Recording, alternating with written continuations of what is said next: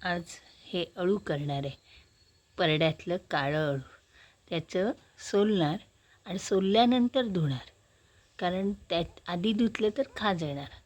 आणि मग ते नीट करून त्याची अळवाचं फतफतं करणार मालवणी भाजीत.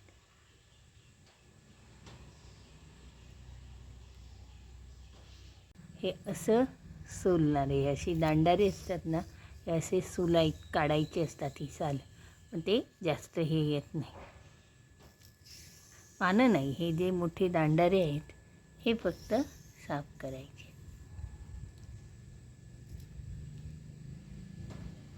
अळू आदल्या दिवशी आपण धुवून ठेवलं की ते चिरताना खाज येत नाही.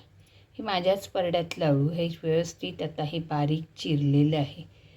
काळं अळू आहे हे. आणि त्या अळवासाठी लागणारं साहित्य बघा. ह्या अळवासाठी मी चिंचेऐवजी आंबाडे घातले आहेत. आमच्याकडे ह्या सीझनला मिळतात आंबाडे.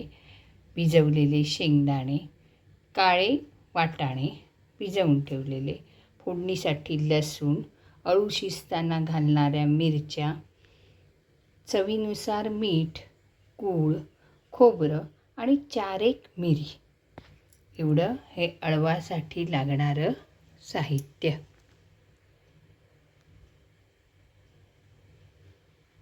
हे वाटाणे, शेंगदाणे आणि आंबाडे हे वेगळे शिजवून घेणार, कारण हे शिजायला वेळ लागतो.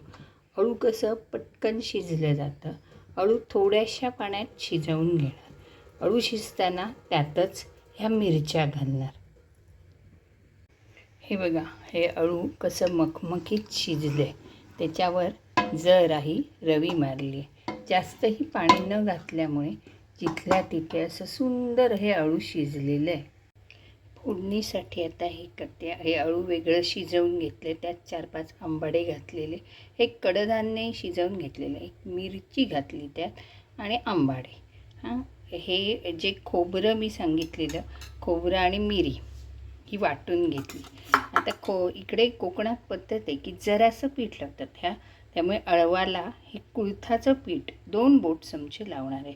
आणि हे आंबाडे मला जरा जास्त वाटले म्हणून बाजूला काढलेत, पण त्यात थोडे घालायचे. आणि फोडणीला आता ही लसूण घातली जाणार, मीठ आणि गूळ.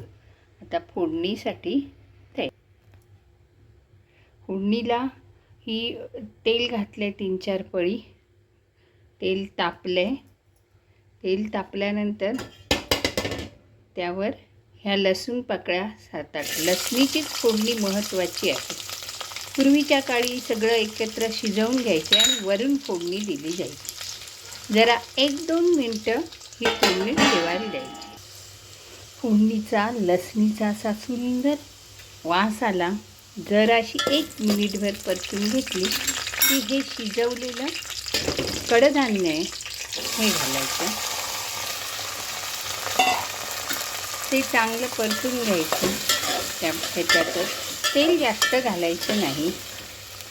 आणि अळू कसं अळवाचं ह्याला फतफतं म्हणतो आम्ही मालवणी भाषेत. आणि हे शिजवलेलं अळू हे 1 मिनिटभर चांगलं उकळी यायला द्यायचं. आणि उकळ आल्यानंतर मग मीठ, गूळ, नंतर ते थोडंसं, जास्त खोबरं नसतं, घसकटवल्यासारखं करायचं. हे काळं अळू आहे. या पावसाळ्याच्या दिवसात इकडे तेरंसुद्धा अळू परड्यात येतं. मग तेरा केलं आहे असं म्हटलं जातं. हे काळं परड्यात लावलेलंच मुठलीचं अळू, पण सुंदर शिजतं. आजी आई ज्या पद्धतीने करायची तीच ही पद्धत. ह्या अळवात ह्याच्या फणसाच्या गोट्या घातल्या जातात. तसं काही घालून सुंदर होतं अळवाचं फतफतं. आम्ही मात्र अळवात हळद घालत नाही.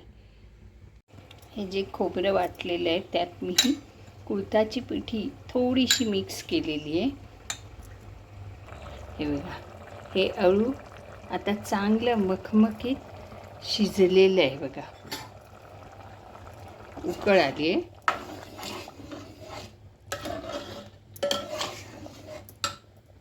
त्यात हे चवीनुसार मीठ, थोडंसं मगाशी घातलेलं गूळ. आम्हाला गूळ हे लागतंच.